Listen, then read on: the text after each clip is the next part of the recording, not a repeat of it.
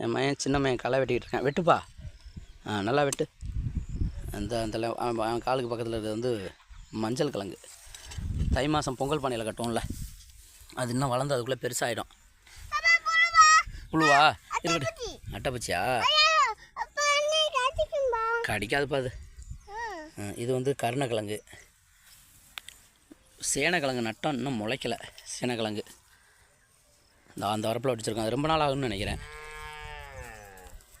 இந்த வரப்பில் நட்டு வச்சுருக்கேன். கருணக்கிழங்கு மட்டும் முளைச்சிருக்கு, ஒன்று.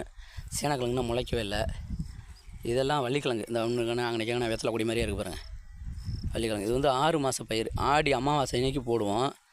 தை மாதத்துக்கு மேலே தான் இந்த கிழங்கு வெட்டுவோம். அது மாதிரி தான் வந்து சேரும். இதுக்கப்புறம் வந்து மேலே வந்து குச்சி ஊனி அது மேலே ஏற்றி விடணும். அப்படி இல்லைன்னா பந்தல் போட்டு அது மேலே ஏற்றி விடணும். அந்த கொடியில் வெத்தலை கொடி மாதிரியே மேலே போவோம்.